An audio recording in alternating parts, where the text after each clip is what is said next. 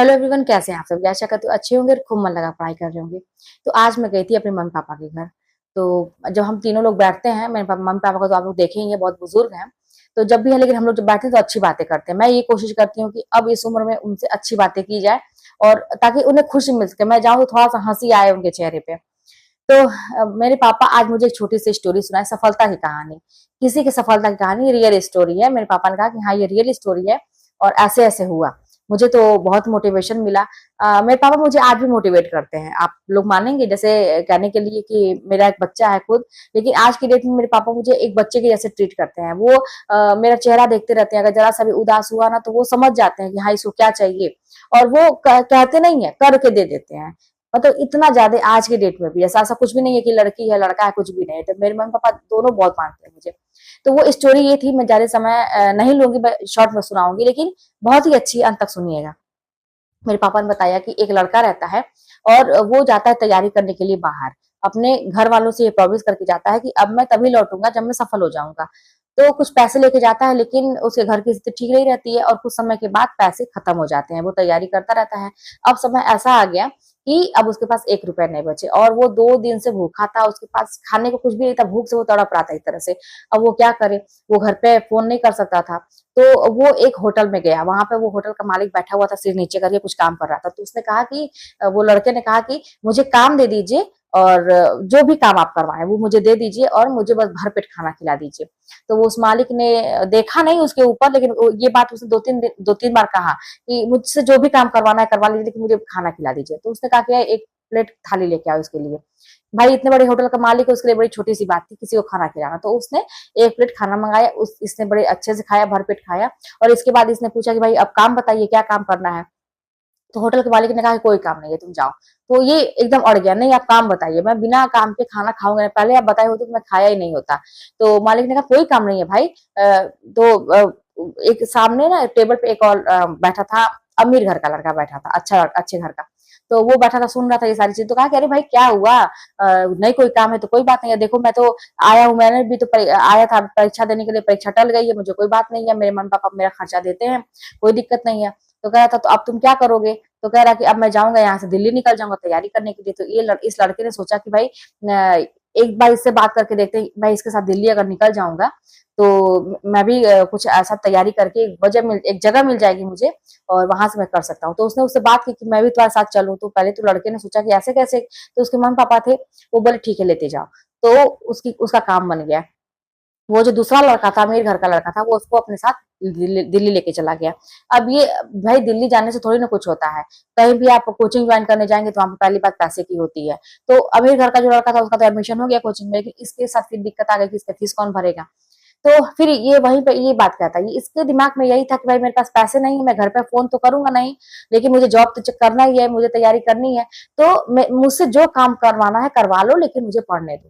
तो वहां भी कोचिंग में ये यही बात करता है, कहता है कि मुझसे आप जो भी काम करवाना चाहते हैं वो आप करवा लीजिए, और मतलब मुझे बस पढ़ने दीजिए इस कोचिंग में। तो वहां पे उसको बहुत ऐसा टॉयलेट क्लीनर के तौर पे रखा गया। वहां पे ये ऐसा काम करता था, मतलब मोटे मोटे काम करवाए जाते थे उससे।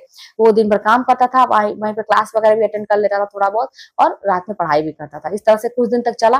तो वहां पे भी कई बार अटेम्प्ट, 2-3 बार अटेम्प्ट में बैठा, वो अटेम्प्ट किया वो एग्जाम, लेकिन उसका निकला नहीं। इस लड़के का जो गरीब था, और वो जो बड़े घर का था वो भी, और वो रोज जाके, उसके पास पैसे पर्याप्त थे, वो जो रोज जाके होटल में खाना, ये करना वो करना, पार्टी करना, सब कुछ। इसको भी साथ कहता था तुम भी चलो, ये कहता था नहीं, कहता यार चलो कोई बात नहीं है, इसका दोस्त बन चुका था वो, लेकिन ये नहीं जाता था। कुछ समय के बाद ऐसा हुआ कि उस कोचिंग से इसको हटना पड़ा। तो मतलब वो कहा कि नहीं, हम तो वो काम पे नहीं रखेंगे। तो वहां गया, तो फिर कई कोचिंग में बात किया इसने कि मुझे काम पे रख लो, मुझे बस पढ़ने की जगह चाहिए, मुझे पढ़ना है। कोई रखने को तैयार नहीं हुआ। फिर अंत में उसने फिर सोचा कि एक उपाय सोचा कि लाइब्रेरी में गया। तो लाइब्रेरी में बात की, तो लाइब्रेरी का दिन भर काम करता था, झाड़ता पोछता था किताबों को, और वहीं पे वो किताबें लेके पढ़ता भी था रात में। रात भर जाके तैयारी करता था और दिन भर काम करता था। इस तरह से चलता रहा चलता रहा। एक दिन वो दिन आ गया जब एग्जाम का दिन आ गया। अब ये क्या किया, रात भर किताब लेके पढ़ रहा था और इसकी आंख लग गई, सो गया। तब तक एक बूढ़ा सा व्यक्ति आया, सुबह का टाइम था। बूढ़ा सा व्यक्ति देखा, इसको जगाया, अरे तुम्हारा तो एग्जाम है, तुम क्यों ऐसे सोए हुए हो, टाइम देखो।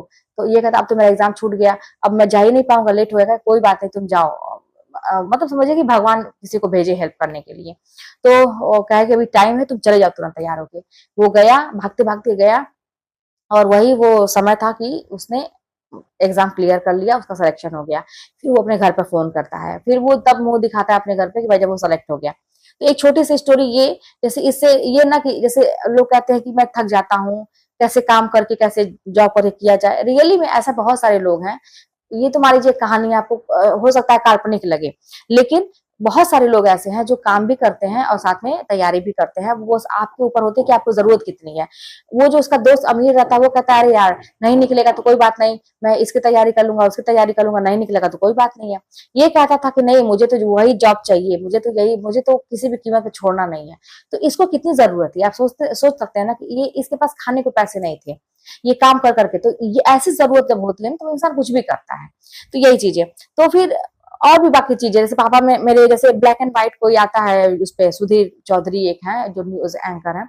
उनका आता है तो पापा मेरे देखते हैं बता रहे थे मुझे कि उसमें भी बता रहा था कि बहुत सारे लोग कोई क्लर्क था तो कोई कचहरी में कुछ भी था तो वो भी तैयारी करके आखिरी में उनका नंबर आया लेकिन आ गया तैयारी करके निकाल सकते हैं।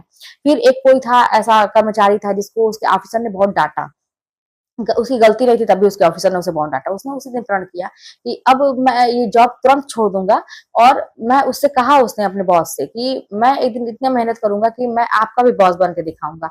उसने जॉब छोड़ी और तैयारी में लग गया और एक दिन ऐसा आया कि वो अपने अफसर का भी अफसर बना और अब जाके वो उसका मतलब कहते हैं ना इंक्वायरी करने के लिए जाएगा, वो अफसर उसके अंडर में हो गया। तो बात जानते हैं क्या है? कहने की ज़बान की बात होती है कि आप ज़बान किसको दे रहे हैं। फिलहाल आप खुद सोचिए कि आप ज़बान किसको दे रहे हैं, किसको तैयारी करने के लिए।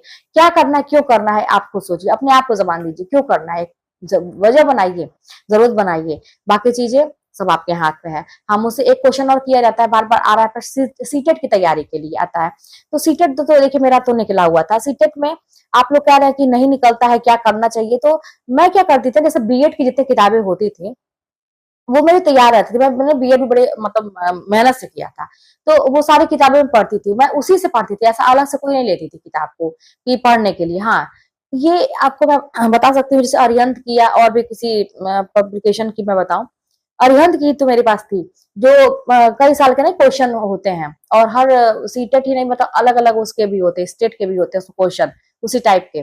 तो वो मैं ली थी और उसको मैं देखती रहती थी। तो वो आप लीजिए क्वेश्चन होते हैं जो कई साल के पुराने, उसका आंसर भी रहता है, व्याख्या भी रहती है और कई मतलब एक क्वेश्चन में ही 3-4 क्वेश्चन के आंसर आपको मिल जाएँगे। उसको तैयार करिए और बीएड की जो क्वेश्चन है, वो जो हिस्सा होता है शिक्षण वाला, ठीक है? पेडागोजी का, उसको आप पढ़िए। सीटेट में थोड़ा-सा पैटर्न उसका अलग होता है। उसपे तार्किकता संबंधी ज़्यादा आपके क्वेश्चन आते हैं, प्रेजेंट ऑफ माइंड आपका देखा जाता है। तो कोशिश करिए कि आप आंसर दे पाइए, किसका क्या हो सकता है। ऐसी चीज़ें आप देखते होंगे ज़्यादा। तो मेरे तो चीज़ें ये बहुत जल्दी समझ में आती थी, क्या किसका क्या करना चाहिए, अनुमान से भी मैं लगाती थी, तो मेरी चीज़ सही हो जाती थी। लेकिन हाँ, ये है कि मैं यही करती थी पुराने क्वेश्चन पेपर आपकी वो जो बुक आती है वो ले लीजिए और साथ में बीएड की जो बुक है ना? वो शिक्षण वाली, उसको आप देखते रहिए। तो आपका ऐसा कुछ नहीं है कि आपका नहीं हो सकता है, आप मेहनत उस लगन से करिए ना। मैं इसको बहुत बड़ा लेवल का नहीं ऐसा कहूँगी कि बहुत बड़े लेवल का कॉम्पिटिशन है कि निकलेगा ही नहीं आपका। लोग क्या-क्या निकाल रहे हैं, बस आप ये समझिए ना कि लोग क्या-क्या कर रहे हैं। तो मैं अभी तो इस छोटे से पड़ाव पे क्यों अटकी हुई हूँ, क्यों अटका हुआ हूँ। लोग इतना-इतना कर ले रहे हैं तो मेरे लिए ये कौन-सा क्यों पहाड़ बन के सामने खड़ा हुआ है, क्यों नहीं ऐसी मेहनत मुझसे हो पा रही है। चीज़ों को समझने की कोशिश करिए और लगन से मेहनत करिए, ज़रूर निकलेगा। चलिए मिलते हैं नेक्स्ट वीडियो में, कोई बात होगी तो कमेंट के माध्यम से बताइएगा।